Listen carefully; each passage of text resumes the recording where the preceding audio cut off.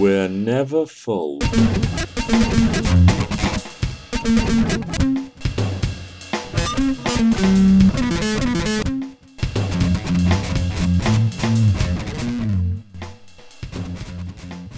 Kurt's first night at work.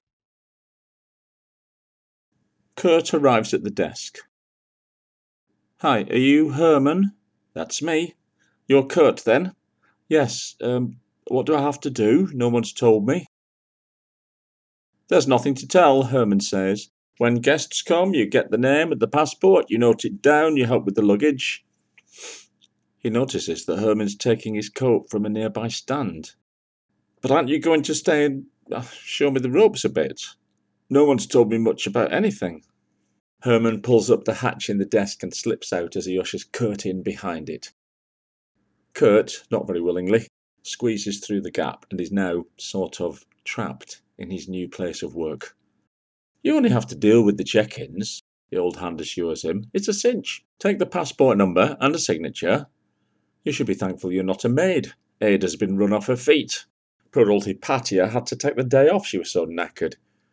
We'll have to ring in for more maids. I'd say we're going to need more than 2 if this carries on. Kurt surveys his new surroundings. Might as well get used to this. He'll be sitting here looking at this scenario for years. Well, hopefully. He was surprised to receive a phone call so quickly from the agency. And for a man of his standing, night receptionist doesn't really cut it. But there's rent to pay, and you have to take what life throws at you. But he's still not comfortable with the situation. Why at such short notice if it's so well paid? There's a pig in the poke here for sure.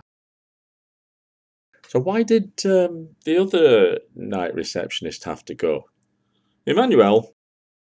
Herman offers no explanation. Had he been here long?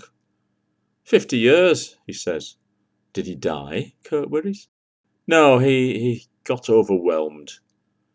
How do you mean? Well, last night something odd happened. At about midnight, when you normally think it's all quiet and down, an infinite number of people arrived. What? That's right. At midnight? There were no buses. How did they arrive? On foot. All together? Yeah. That's so weird. Well, it is called the Infinite Hotel. Georg reminds him. To be honest, I thought that was just a catchy name, Kurt replies. Surely it's not expected to be taken literally. Well, there's an infinite number of rooms. Yes, that's true, Kurt admits. It's not a gamble I would have taken on a seasonal enterprise, but he's the businessman, I suppose. He knows what he's doing.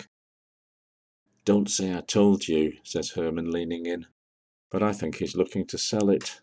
Wouldn't surprise me, says Kurt. He's probably realised the business model doesn't hold up. He's relying on the profits from the minibars, I expect. Herman muses. So what about last night?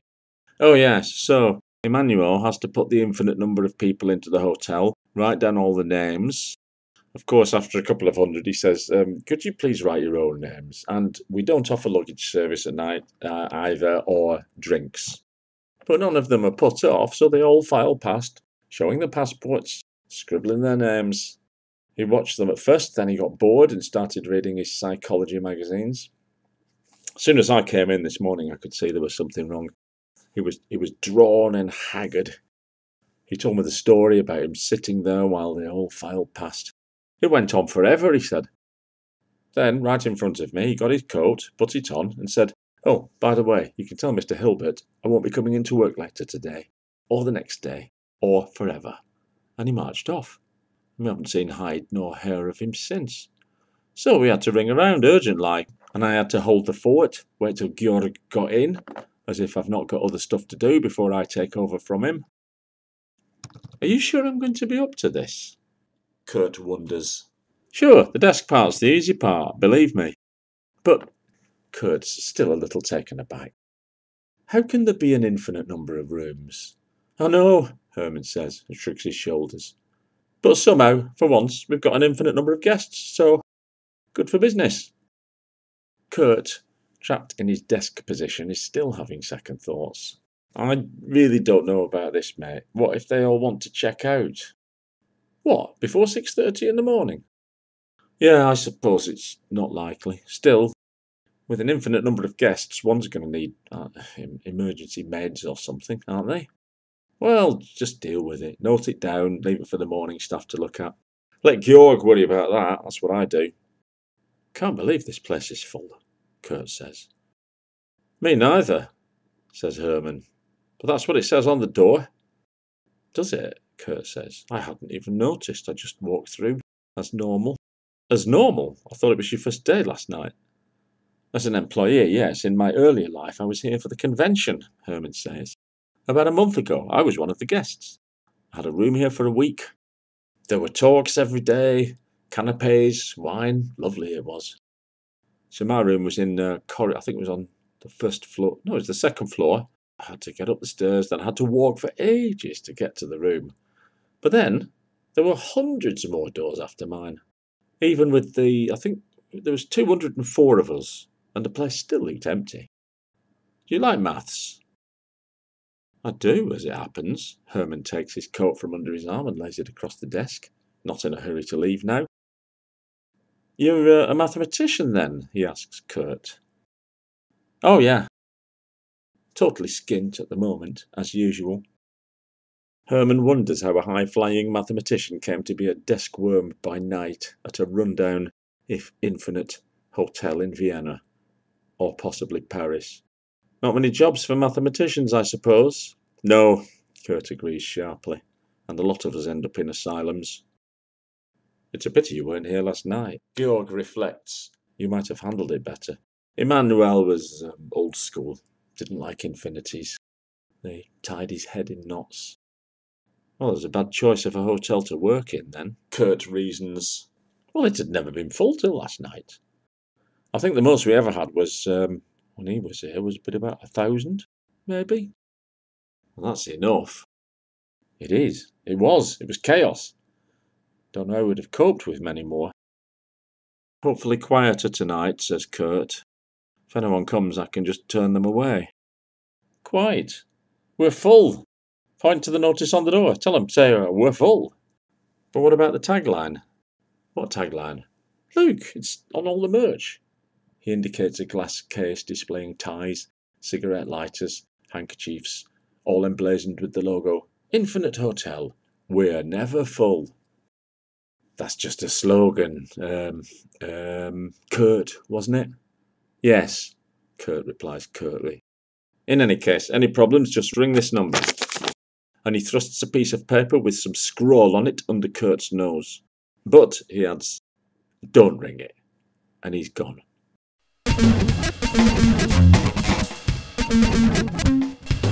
The end of Kurt's first night at work.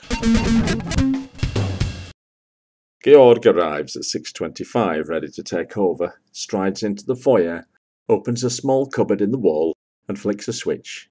The music begins to announce the start of the corporate day. Then Georg strides across the carpet to the reception desk, noticing a wet patch just before it. You the new guy? He sizes Kurt up, then notices his pallor. You okay? Kurt is looking frazzled. Yeah, first night teething problems, he says. What happened? I thought we were full. What happened? Well, that was some first night. Tell me about it.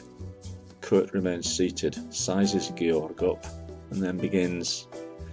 It's about 1 o'clock in the morning, and I'm thinking, that's it then, I can just leaf through magazines now till dawn, maybe water the pot plants, wipe down the table and the chairs, tidy the piles of magazines. It is fucking boring night shift. Georg agrees. Not last night it wasn't. Sorry, keep going. So it's about 1 o'clock and it's raining cats and dogs outside, and this bloke appears out of nowhere, comes in through the door, strides up to this desk, puts his umbrella down, dripping all over the place. I would like a room for the night, please, he says. So I say, sorry sir, the Infinite Hotel is full, and expect him to go away. But he just stands there, his umbrella still dripping rainwater onto the carpet. It was a dog's night, you remember? The fella says, "Do you think I would pass through the door displaying the notice 'full' in large letters if this hotel had not been infinite?" "How do you mean?" "I mean, young man, that in an ordinary hotel I would have had to give up the game, curse my bad luck, and drag myself back into this appalling weather. I can't give you a room out of pity," I tell him. "I'd have to ask you to share, and I'm afraid I can't. In all seriousness..." "Shush!" He shushes me. "What's that thing there?" He indicates the speaking tube. "The speaking tube," I say. "And you can communicate with all the rooms simultaneously?" "That's possible, yes." "Then here's my passport." He slaps it on the desk. "Now pass me the register and I shall sign." Whoa, wait a minute," I say. "I repeat," he says, "my passport." And he picks it up from off the desk and waves it under my nose. "Oh, what's that flapping at the corner? Looks like a 100 kroner note." "Ah," the man sees me seeing it. "Yours if you want it." Well, I consider this to be a tip and a legitimate part of the job, and so I take it. "Correct," Georg interrupts. Then the man announces to me, "Now in return you will announce..." And he begins to take off his gloves as if all that followed were a fait accompli, "that due to possible terrorist incidents they will all be so good as to move themselves and their effects to the next room along. In this way you will liberate the first room, so that this unfortunate prisoner of circumstance," he indicates himself, "shall not be forced to pernoctate al fresco in the currently inclement meteorological conditions." Well, I'd taken the tape, so had to be as good as my word. And all the guests complied. They did. And then what? Then nothing. The German guy got his room, and everyone seemed happy enough after that. No requests from the guests during the night?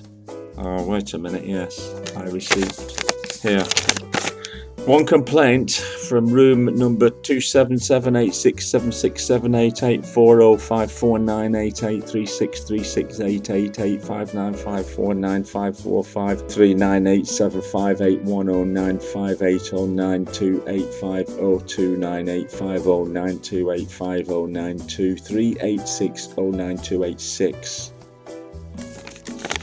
He passes Georg the complaint slip, and Georg looks it over. "Yes, we've been meaning to get that fixed," he says. "I'll get Klaus to look at it later this morning." "Is that all?" Kurt looks at Georg as if to say, "How do you mean, is that all?" "I can see why this job's so well paid now," he says. "Yes, Mr. Hilbert's a good payer," says Georg. "Not everyone can deal with this, you know." "It's all very well dealing with it," Kurt comes back, "but things have changed. The hotel's never been full before," he points out. "That's what did for Emmanuel. We should get danger money." "Oh, that old fucker was clapped out in any case," Georg replies. "He just used that as an excuse to be off." "Oh, I don't know," Kurt argues. "I think checking in an infinite number of people in a finite amount..." "In any case, onward and upward. I doubt you'll have a repeat performance tonight. Or at least, if you do, you'll know what to do. You're only again at 10:30, remember? Be here before." And he flips the desk's trapdoor up, ushering Kurt to come out so he can take his place.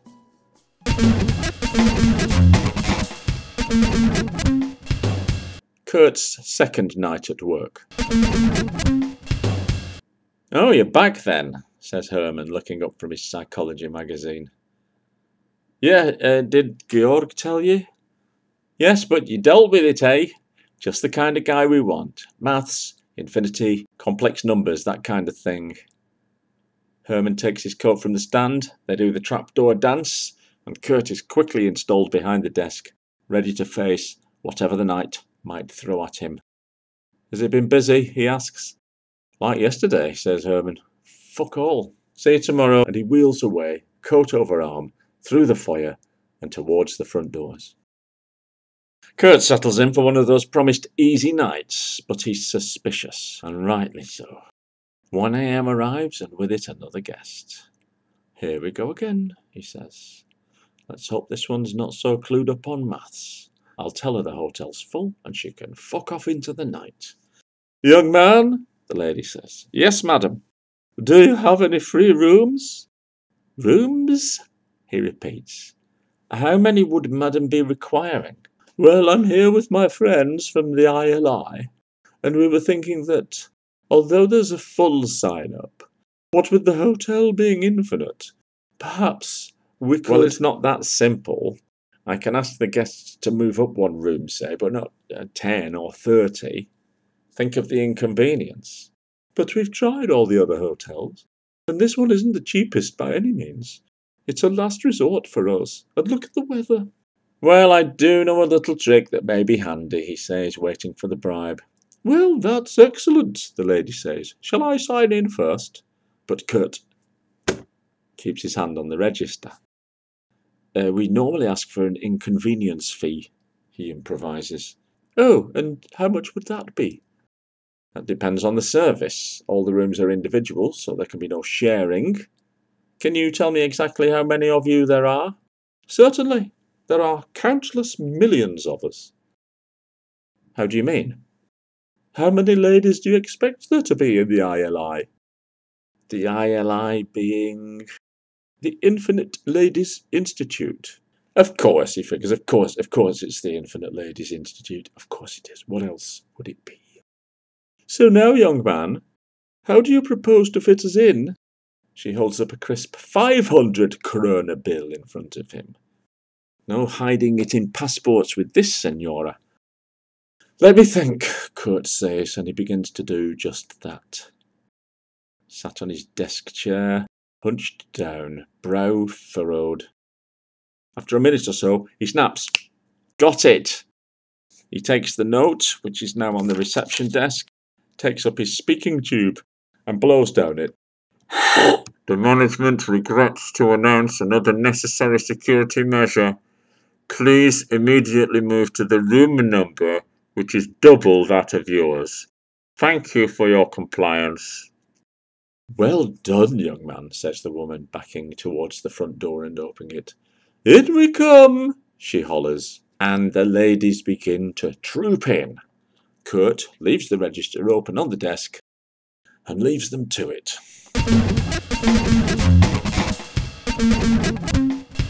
The end of Kurt's second night at work. Hey, Georg shouts at him. Sleeping on the job? Kurt rouses himself. So sack me. Okay, Georg says, you win. Let me in. How was it? How was it? How was it? It's about 2 in the morning and I hear this bus pull up. A woman gets out and wants a room just like last night, only this time it's for her and her friends. So, how many were there? An infinite number. What the hell is happening to this place? Georg says. Well, says Kurt, it's a dumbass USP if you ask me. Once word gets around that it's never full. But where did the infinite number of women come from? Georg asks. Where did they hire the bus? That's what I want to know. Well, that's a good question. The important thing is, wait a minute. How the hell did you fit an infinite number of people in? Kurt explains. Well, I thought if I could get everybody into an even-numbered room, then that would free up all the odd-numbered rooms, and as there are an infinity of odd numbers, then they could just fill up the odd-numbered rooms as they come to them. Oh, nice one. Not just a pretty face. Georg compliments him. See, you're cut out for this job. Stick it out, seriously. I'll put you in for a pay rise. After 2 days? You complaining? No. So we can expect you back tonight then? Yes.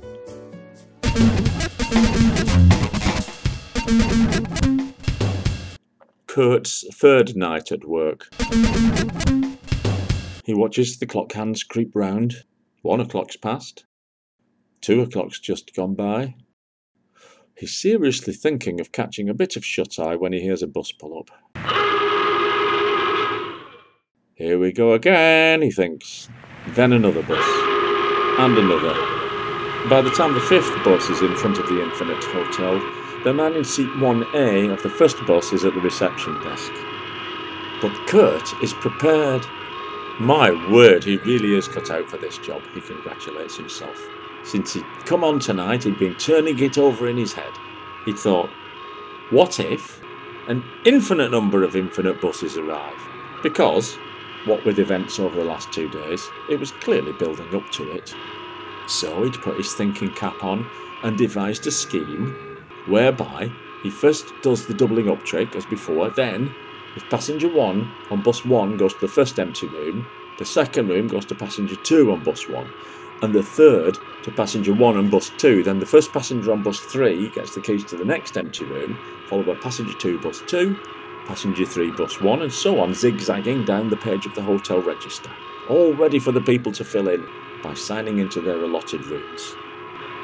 Once the first 1,000 or so have got the hang of it, he leaves them to it and snuggles up for another nocturnal siesta.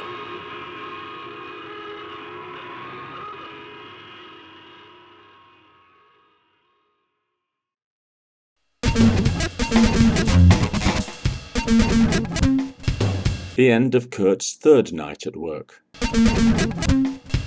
Georg doesn't bother bawling him out this time, but shakes him by the shoulder to rouse him from sleep. What? What's with all the buses? Haven't they gone yet? No, there must be 50 or so out there. Well, that's nothing. We had an infinity of them last night. What? Again? Yep, and each bus had an infinite number of passengers on it. Oh dear. Oh dear indeed. It's a good job I've got my wits about me. He shows Georg the diagonal pattern in the register. Oh ho ho, good work. So we now have an infinity of infinities in the hotel. That's right, and if they sign themselves in and don't want their luggage carrying up, they can have another infinity in tonight for all I care. Well, looks like you're getting the hang of this, Georg agrees. They do the swapping places ritual. I got you a rise, by the way, says Georg. How much? As of last night, you'll be getting an infinite amount of corona. Per month or per week? Per year, man. Don't be so fucking greedy. Well, I suppose that's good enough. I'll be back tonight to take over from Herman.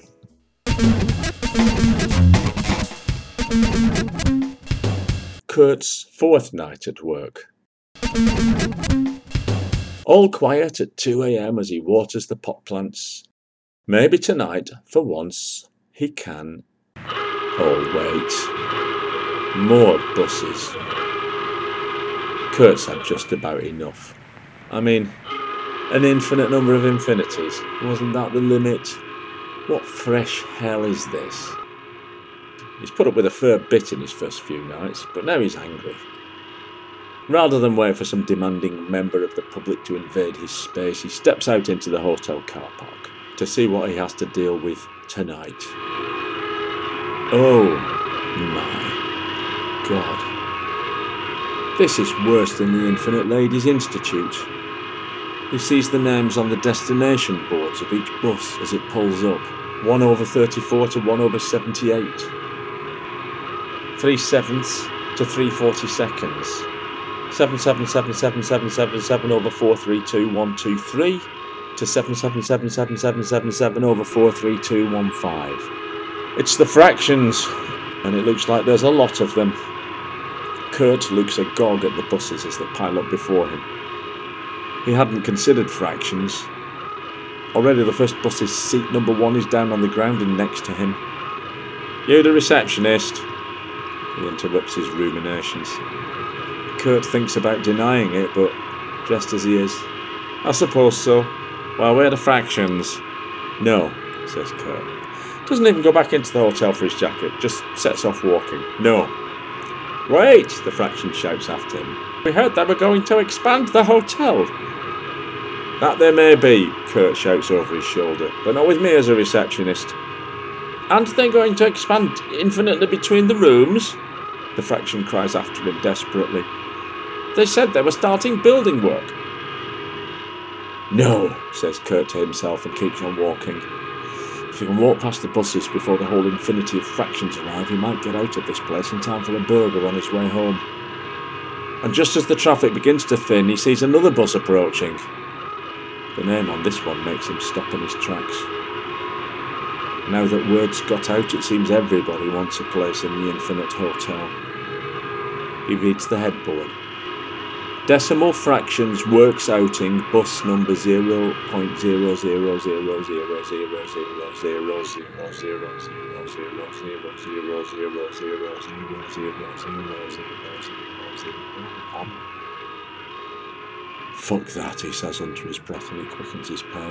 0.0000000000000000000000000000000000000000000000000000000000000000000000000000000000000000000000000000000000000000000000000000000000000000000000000000000000000000000000000000000000000000000000000000000000000000000000000000000000000000000000000000000000000000000000000000000000000000000000000000000000000000000000000000000000000000000000000000000000000000000000000000000000000000000000000000000000000000000000000000000000000000000000Fuck that. Got to get out of here. He walks on, mulling over his experience. He's somehow made 600 krona in 2 nights. That's not bad. And if they pay him what he's owed, that would be 12 krona for the first night, plus 3 over 365 times infinity krona. He won't have accrued sick pay or holiday pay, obviously, but I won't argue the toss about that. He makes a promise to himself. Should the owed money ever arrive in his account, he will invest it in a pension fund. After some hours of walking, the roads are almost clear of traffic. And noise. What a blessed relief. All he has to do is figure out where he is now, walk home, and forget about it all. He senses his district must be off to the right somewhere from here, so he follows a road to the next traffic sign. And there's the district, clearly indicated. He strides on, but who's that? Who's that on the traffic island? Why are people on a traffic island, and at this time of night? Hitchhiking by the look of it. Kurt steps out into the road and crosses to the island. All right, fellas. Not really, says the tall, thin one. They threw us off the decimals bus, and we need a place to sleep. We're trying to get to a hotel. Yeah, sure, yeah, there's the Infinite Hotel, just up there. The tall man smiles. That's where the non-transcendentals have gone, he says. But they say there's no room for us. Nonsense, Kurt says. It's for everyone. Look. He shows them a lighter that he's nicked. Infinite Hotel. We're never full. And now I know they're a bit busy at the moment, but you see, we're non-recurring decimal fractions. Oh, Kurt says. In fact, do I not recognise you? I have achieved some notoriety, says the tall fella, extending his hand.